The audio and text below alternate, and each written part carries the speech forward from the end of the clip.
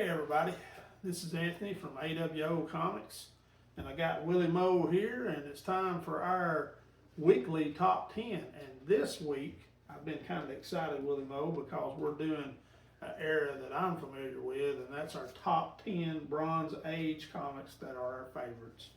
What you think about that? I like Bronze Age. I mean, it's pretty cool that some of the characters we know in the Marvel Cinematic Universe are mostly came from the Bronze Age, so most of them came farther back. Right. But most, like Hal Jordan, it came out in Bronze Age. He was Silver Age. Let's Hey, restart. that was a good try. Let's reset here for a minute. I think we should just get to our top 5. This boy, I'm here to tell you. I was He's stressed this week because he has his SAT coming up Saturday. So yes, I do.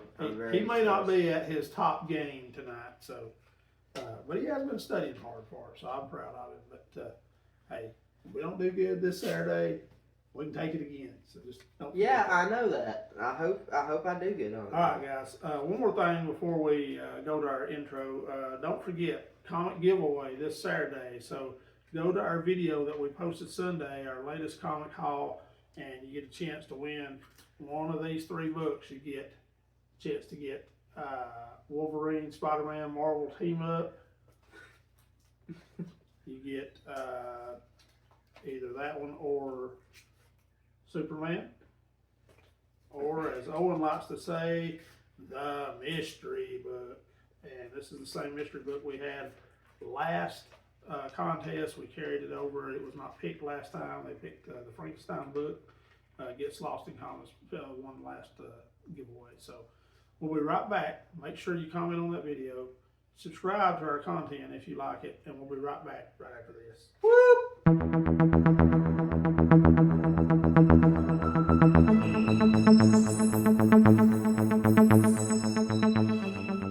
Okay, guys and gals, we're back getting ready to start our top 10. I think it's my week to go first. It is. Okay. So my first one is going to be a good one. Number 5 is X-Men 94. It came out in 1975. The second team appearance of the new X-Men. Everybody knows they came out in the iconic giant size X-Men 1. It's the first new story following 5 years of reprints on this book, on this title. And it's also the beginning of Chris Claremont's run on the X-Men, which lasted 16 years and ended with X-Men 279. And that's an incredible long time for one guy to just be writing one book. Very impressive. High grade price on this book now is $800. Will, this is a book I had when I was a kid. I think I traded some baseball cards for a really nice run of X-Men from 94 to like 115, I believe it was. I don't think I had all of them, but I had a bunch of them in that time frame. And I did have the 94. I know you like the X-Men pretty well. What's your thoughts on this book? Well, I think X-Men are pretty cool. My favorite character is Cyclops, mostly. But other than that, I feel like the X-Men are pretty cool. I tell you, the new characters, I guess Wolverine is my favorite, but he actually didn't get his start in that book. You know, he got his start in the Hulk 181, but was incorporated into the X-Men, so it's pretty cool. I just always liked this book. But anyway, that's our start. So what's your number 5? Well, my number 5 is Detective Comics number 400. Came out in 1970, and this was the first Man-Bat. It sold for $600. And when we talk about Man-Bat, basically, I guess when he came out as a villain, they thinking, hey, we already using Batman. Yeah. So we'll just switch it around. We got Man-Bat. Yeah. And basically, Man-Bat is nothing like Batman, really. He's an actual human turned into a bat. Half bat. Yeah, really. Yeah. That's basically what it is. Yeah. He's like a doctor. I forgot what his name was as a doctor. But his daughter. He's trying to use vampire bat blood and mostly get like the abilities of a vampire bat, but not like turn into one. Weren't they trying to figure out like the sonar deal with the bats? They have the sonar. Yeah. Like Yeah, because bats are echolocation. blind and they use the echolocation. Echolocation, so he could help more blind people, I'm guessing, with it. Yeah. But went horribly wrong. Turned him into a creature and mutated him to a half vampire bat, half man, and ended up killing his wife. Actually, so I think this is a book I also had when I was a kid. I remember this book, but you know, it just wasn't worth a whole lot. But I think as time has went on, Man Bat has been in a lot of the animated Batman series. He had a big storyline in there, and he has become one of Batman's most notable villains. I don't think it's like maybe not in his top 5 or anything like that. I feel like he's got a Morbius. It's probably a top 10 Batman. I feel like he's got a Morbius type deal. Yeah. In my opinion, but anyway. So that's a cool book. I like that. Let's move on to your number 4. All right, my number 4 is a tie because that's how I roll. I just can't pick 5. I've got to pick at least 6. This guy always I could pick makes 10. Yeah, he makes stuff so complicated. God. Okay. Well, hey, that's my job. Make your life complicated because I'm dad and your son. Of course. Yeah. Anyway, my number 4 is a tie. It's 2 Western books. The first one is All-Star Western number 10. Came out in 1972. It's the first appearance of Jonah Hex. And if you've watched any of my videos, you know Jonah Hex is one of my favorite DC characters and probably my favorite Western character there is. I never owned this book when I was a kid. I could never find it anywhere, but I plan to get it now. It's actually pretty pricey now. This book is in a high grade. Is $1,000. So, I probably will not have a high grade version of this book. It'll probably be a low to mid, but it is a book that I do strive to get. And of course, the tie is my favorite Jonah Hex book, which is Weird Western Tales number 17. Came out in 1973, and this is a tremendous book. Tony DeZuniga artwork in it is just phenomenal. The cover is great, and the story, The Hanging Woman, it's probably my favorite Jonah Hex story of all time. And if you don't know this story or don't own this book, there's a YouTube motion comic of this book with the original DeZuniga artwork on it.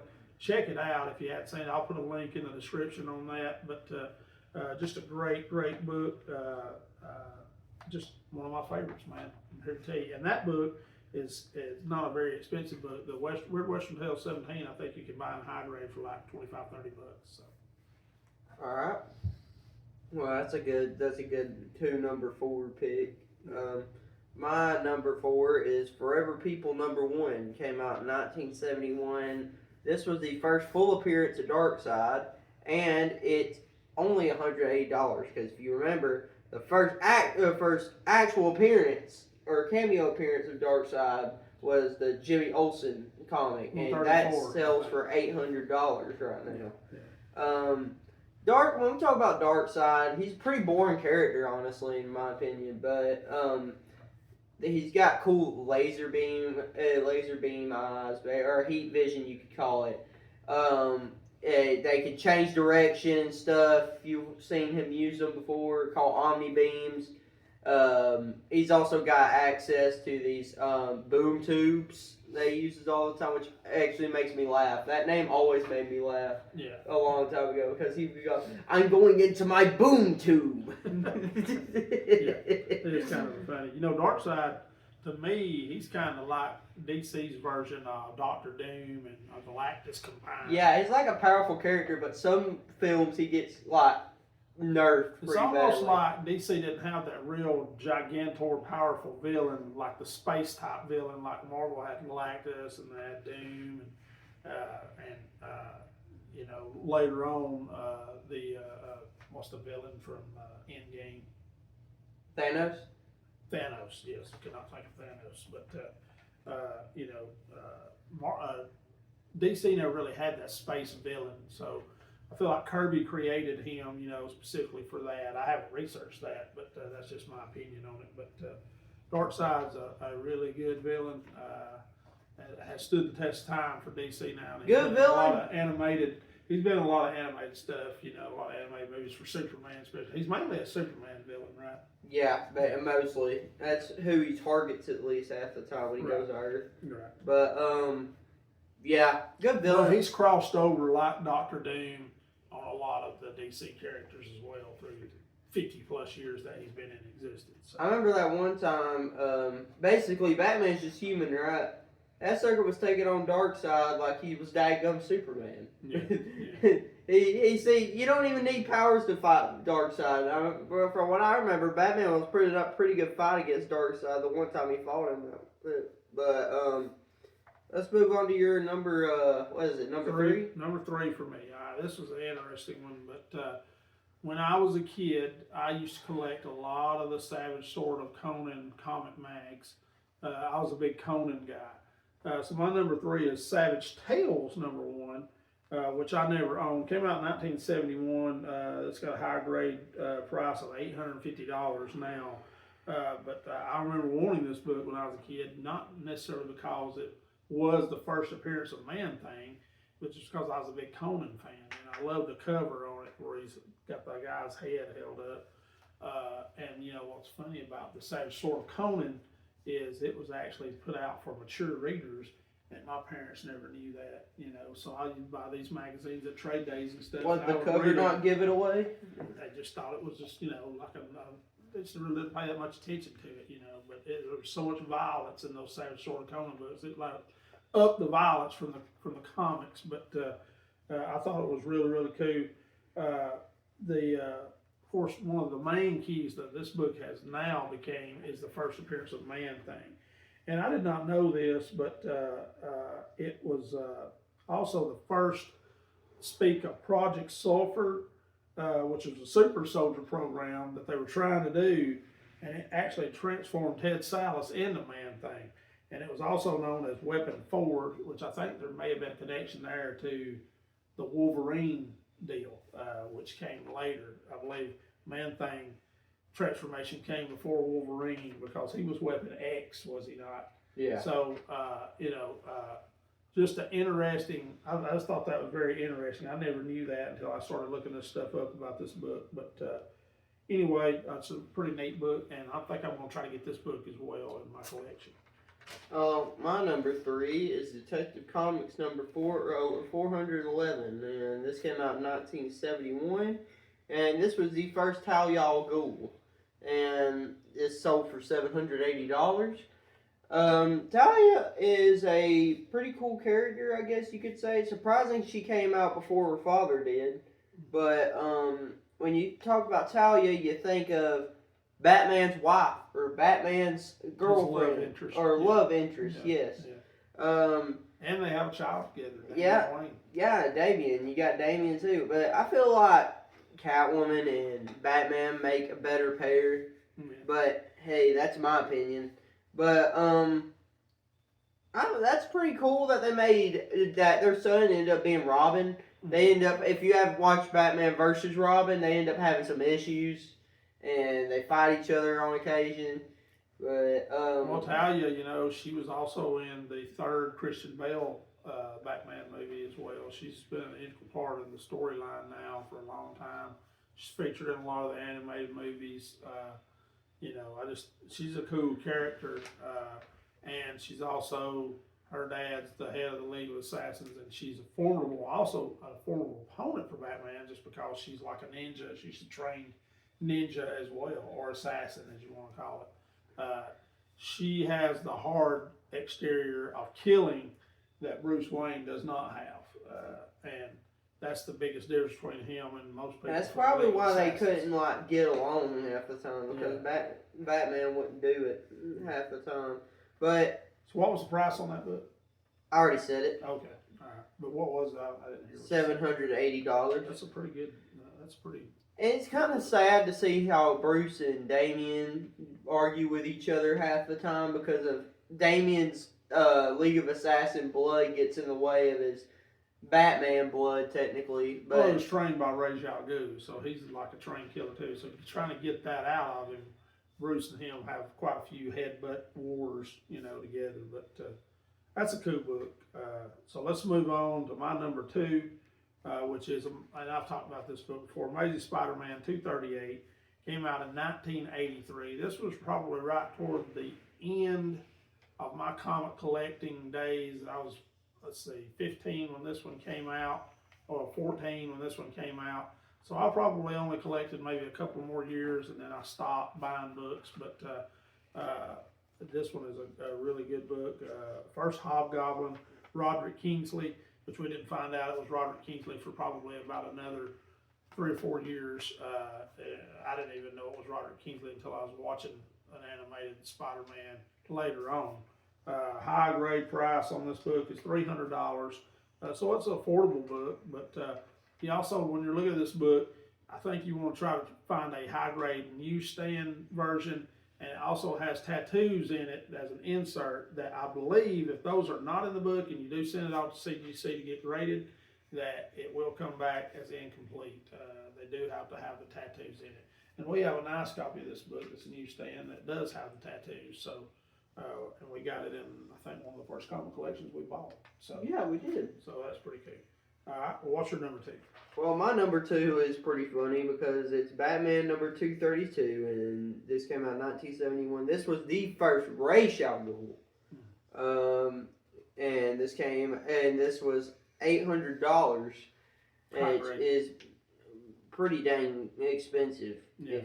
But Ra's al Ghul, when you talk about that, him and Batman kind of got a weird relationship, in my opinion. I mean, they help each other on occasion, and they start fighting each other. But mostly the reason they fight each other is when Ra's actually wants him to take the mantle as the leader of the assassins, and he doesn't want to do it, and he tries to fight him into it, but he doesn't do it. He just ends up, knocking him out. Bruce Wayne is frustrating to Ra's al Ghul because he can't get him to take the next step of being a killer, which is what the League of Assassins are. They're trained killers, and so, you know, Batman's whole motto and philosophy is to not kill. So, you know, he has all the skills to be an assassin, but he doesn't have the same mindset as those guys do. It's what separates Batman and makes him good, whereas the League of Assassins are considered evil, and I think that's the problem that they have with each other. And Ra's, you know, he's lived for many, many years, killed a lot of people. He has the Lazarus Pit, which he keeps bringing himself back to life. The reason why he becomes such a villain is that Lazarus Pit slowly makes him go insane half the time, and when he gets out of it, guarantee you he's just too out of his mind to know what he's doing. Yeah. But I know this is a comic channel, but if you ever played Arkham City before, you'll know that Ra's al Ghul was trying to get Batman to take the leader because he was tired. He didn't want to lead it anymore. And he was trying to get Batman to kill him, but Batman wouldn't do it. Threw a batarang, knocked him out. Comes back later in the game, but I won't spoil it. But it's weird how Ra's just really, really wants Batman to take his place as the next leader, but he can't get him to do it. So Yeah. All right. Well, let's move on to my number 1 comic, and my number 1 Bronze Age comic, which may shock a lot of people that it's not a Spider-Man, but I tried to do books that I really wanted when I was a kid instead of just books now that are my favorites. But this was a book that I really coveted and wanted, and it's the Conan the Barbarian number 1 issue. Came out in 1970.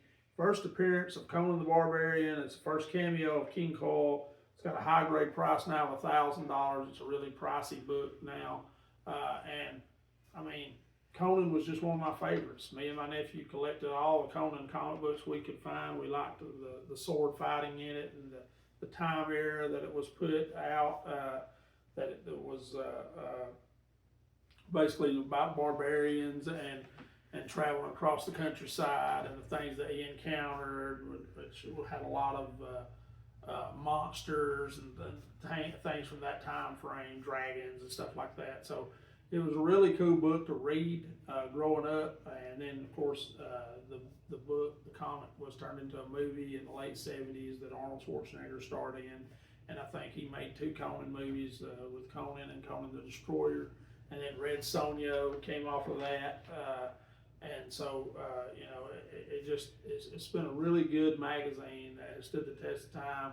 And there's been several Conan movies made since that time, but I think the original with Arnold is the best one still. But that's my number one. Alright, my number one is Fantastic Four number 112. This came out in 1971. And this was the first Hulk and Thing fight, basically. This is the first time Hulk and the Thing actually clashed with each other. Hulk ended up winning the fight overall.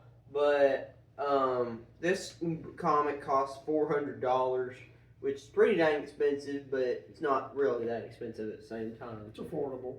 But the Thing has more smarts than Hulk, in my opinion. So seeing Hulk win was a surprise. I guess it was out of pure strength. Usually, when you get a rampaging Hulk, though, nobody can beat him. You know, Yeah. It doesn't really even matter about intelligence. He's so strong and powerful when he's raging that I don't think anybody can beat him. You know, but the Hulk is he's a tough one to beat. But I like that book. And I have seen that cover several times, and that may be one, you know, even though I don't really collect a lot of Fantastic Four, that might be one we try to pursue in the future. All right, Willie Mo, that's our top 10 list for this week, and we've still got Copper Age, and then we may do a Modern Age after that, or we may combine them, either one, but I've enjoyed doing all these top 10s. It's hard choices when you're only picking 5 books. To try to pick the 5 best that you liked, you know, when you were growing up, or that you like now. And there's a lot of great books that got left out of this list. I'm sure a lot of people will disagree with what we have in here, but these are our opinion. And like I said, I could have named 25 to 30 books without even thinking about it, you know, from the Bronze Age, because that's when I bought books. But anyway, we hope you enjoyed this video. Again, if you like our content, please subscribe. Don't forget to vote for us in the CBC Awards coming up in November, as we're a top 5 finalist. Give us a vote. I mean, we don't know if we'll win or you know, we have no idea. I didn't even know I got nominated, or we didn't know we got nominated to start with until we saw it on Instagram. But to be named a finalist is a huge honor for us, and we're appreciative of it. You know, get out there and vote. If you like our content, you like our channel, get out there and vote for us. We would appreciate it pretty much. And we enjoy bringing y'all this content as well. Stay tuned on the weekend for our next comic haul video. Hopefully, and it'll be our giveaway video as well. So make sure you get your comments in on the video from last Sunday, so you can get entered into the contest. We've gotten quite a few comments this time, so hopefully we'll have a bigger turnout, bigger drawing, and we'll see who wins that thing Saturday as we get a little low and draw a name out of a hat. But anyway, thanks for watching. And Willie Mo, you got anything you want to say to him? We can't end this video without the hashtag Willie Mo Lore. Willie Mo Lore. Hey, we didn't even have a Willie Mo Lore moment in this video. No, I didn't have anything to talk about. You didn't screw up really bad to do a Willie Mo Lore video. So. How is that me screwing up? Willie Mo Lore. Hashtag. Don't forget it. But anyway, thanks for watching. We'll see you guys next time. And don't forget, always go Dogs. Go Dogs. See y'all. Bye.